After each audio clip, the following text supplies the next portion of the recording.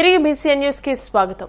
Bhimavaram DNR కళాశాల association secretary and correspondent Gadiraju Satyanarayana Raju Babu తండ్రి సోమరాజు ఆదివారం మృతి చెందారు. వారి కుటుంబ సభ్యులను రాష్ట్ర public accounts committee chairman MLA Pulaparthi Ramanjaneyulu, Andhra Pradesh శాసన మండలి చైర్మన్ కొయ్యే మోషన్ రాజులు పరామర్శించారు. సోమరాజు చిత్రపటానికి ఎమ్మెల్యే అంజిబాబు, మండలి చైర్మన్ మోషన్ రాజు పూలమాలలు వేసి నివాళులర్పించి సంతాపం తెలియజేశారు. టీడీపీ రాష్ట్ర నాయకులు కొల్ల నాగేశ్వరరావు, జనసేన పట్టణ అధ్యక్షులు చెనమల చంద్రశేఖర్, పొత్తూరి బాపిరాజు, బండి రమేష్ కుమార్, కార్మూరు సత్యనారాయణమూర్తి, చిలుకూరి నరసింహరాజు తదితరులు గాదిరాజు బాబును పరామర్శించిన వారిలో ఉన్నారు.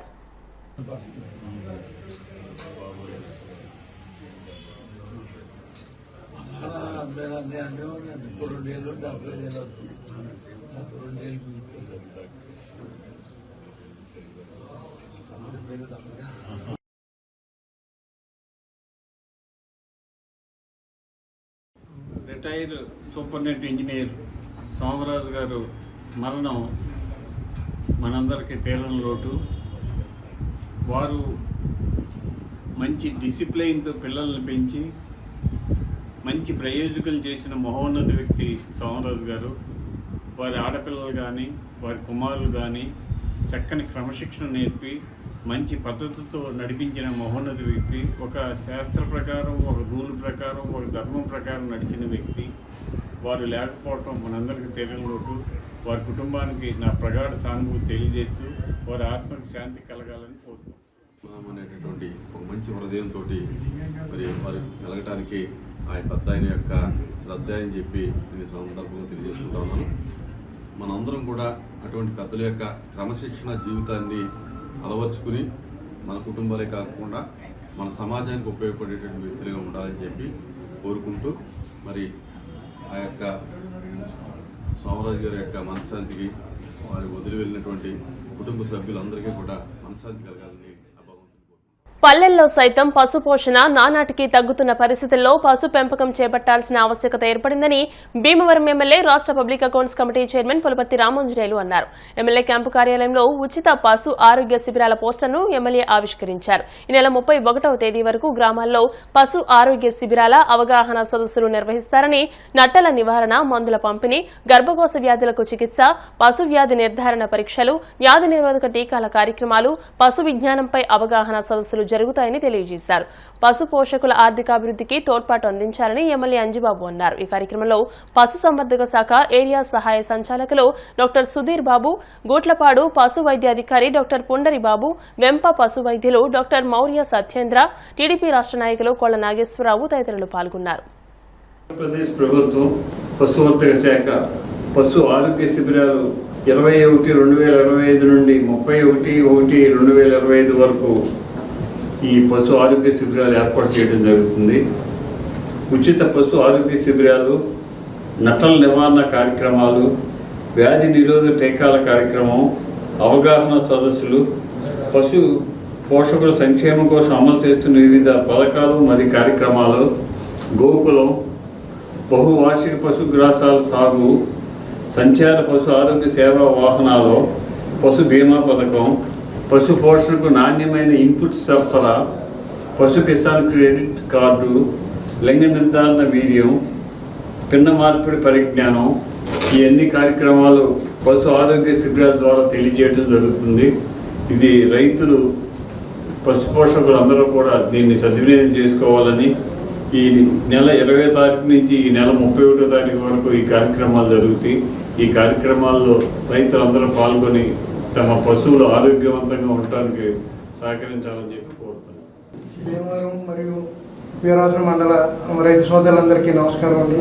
ఇప్పుడు మన రాష్ట్ర ప్రభుత్వం వారు ఎంతో ప్రతిష్టాత్మకంగా ఈ నెల 20వ తారీఖు నుంచి 31వ తారీఖు వరకు మనకి పశు ఆరోగ్య శిబిరాలు అనేది పెట్టడం జరుగుతుంది. వాటి ద్వారా రైతు సోదరులకు కావాల్సినటువంటి అన్ని సేవలు, వైద్య సేవలు, అట్లాగే నట్టల నివారణ మందులు, అలాగే మనకి టీకాల కార్యక్రమం, అలాగే రైతు సోదరులకి అవగాహన సదస్సులు, అంటే రైతు సోదరులకి మన రాష్ట్ర ప్రభుత్వం వారు అందజేస్తున్నటువంటి సౌకర్యాలు కానీ లేదంటే పథకాలు కానీ వాటి అన్నిటి గురించి అవగాహన కల్పించడం అనే కార్యక్రమం జరుగుతూ ఉంటుంది.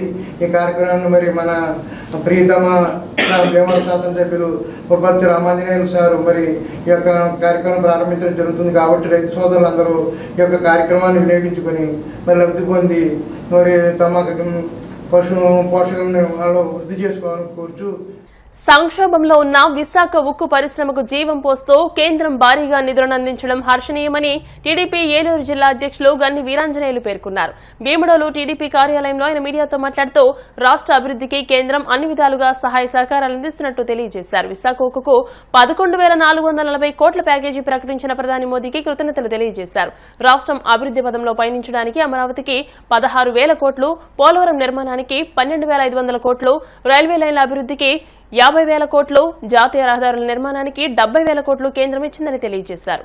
మన తెలుగులో ఒక సామెత ఉంది, వడ్డించేవాడు మన వాడైతే కడబంతిలో కూర్చున్నా పర్వాలేదనే నానుడిని నిజం చేస్తూ ప్రధానమంత్రి నరేంద్ర మోడీ గారు డబుల్ ఇంజన్ సర్కార్ అని చెప్పి ఒక వాగ్దానం చేసి ఆ వాగ్దానంలో భాగంగా ఆంధ్రప్రదేశ్ రాష్ట్ర ప్రజలందరూ కూడా ఎన్డీఏ కూటమిని గెలిపించిన సందర్భంలో ముఖ్యమంత్రిగా చంద్రబాబు నాయుడు గారు, ఉప ముఖ్యమంత్రిగా పవన్ కళ్యాణ్ గారు, కేంద్రంలో ఉన్నటువంటి నరేంద్ర మోడీ గారి యొక్క ఆశీస్సులు ఈవేళ ఎంత బ్రహ్మాండంగా ఉన్నాయంటే విశాఖ ఉక్కుని జవజీవాలన్నీ కూడా పునరుద్ధరింపజేసి తిరిగి గాడిలో పెట్టడానికి 11,500 కోట్లు గ్రాంట్గా ఇచ్చినటువంటి సందర్భంలో కేంద్ర ప్రభుత్వానికి, నరేంద్ర మోడీ గారికి, అలాగే బీజేపీ నాయకులకు, బీజేపీ నాయకత్వానికి కూడా మన రాష్ట్రంలో ఉన్నటువంటి ఎన్డీఏ తరఫున, తెలుగుదేశం పార్టీ, జనసేన తరఫున కృతజ్ఞతలు తెలియజేసుకుంటూ ఒక్క స్టీల్ ప్లాంట్కి 11,500 కోట్లే కాదు,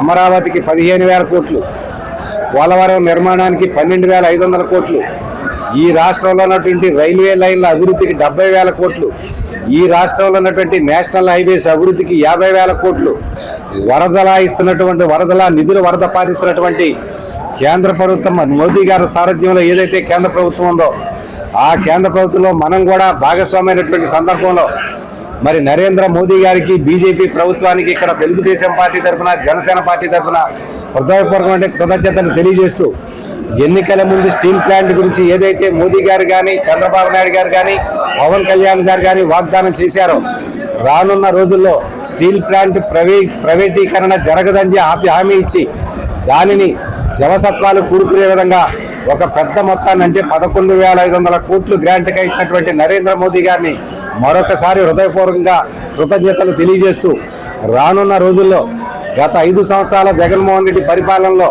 పూర్తిగా పోయినటువంటి ఈ రాష్ట్ర భవిష్యత్తుని ఖచ్చితంగా తీర్చిదిద్దే కార్యక్రమంలో, ఈ రాష్ట్రాన్ని అన్ని విధంగా ముందుకు తీసేటువంటి కార్యక్రమంలో చంద్రబాబు నాయుడు గారికి, పవన్ కళ్యాణ్ గారికి నరేంద్ర మోదీ గారు అండగా ఉండాలని మనస్ఫూర్తిగా కోరుకుంటూ మరొకసారి మోదీ గారికి కృతజ్ఞతలు తెలియజేస్తాం.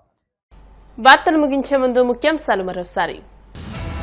భీమవరం డిఎన్ఆర్ స్కూల్ ప్రాంగణంలో ఘనంగా మాజీ కేంద్ర మంత్రి యువి కృష్ణరాజు జయంతి వేడుకలు, నివాళులర్పించిన రాజకీయ ప్రముఖులు.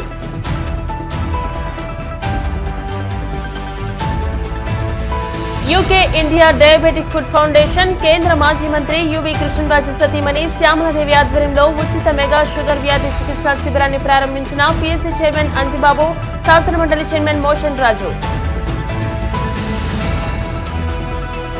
యువి కృష్ణరాజు సేవలను ఆయన సతీమణి శ్యామలాదేవి కొనసాగించడం అభినందనీయం. షుగర్ వ్యాధి చికిత్సా శిబిరం ముగింపు వేడుకలో కేంద్ర మంత్రి Srinivasa Varma. DNR college association secretary Gadiraju బాబుని పరామర్శించిన శాసనమండలి చైర్మన్ మోషన్ రాజు, పీఎస్సీ చైర్మన్ అంజుబాబు. ఈ వార్తలు ఇంతటితో సమాప్తం. మరిన్ని వార్తల కోసం BCN digital YouTube channel, Facebook page ని ఫాలో అవ్వండి. అప్డేటెడ్ వార్తల కోసం ప్లీజ్ సబ్స్క్రైబ్.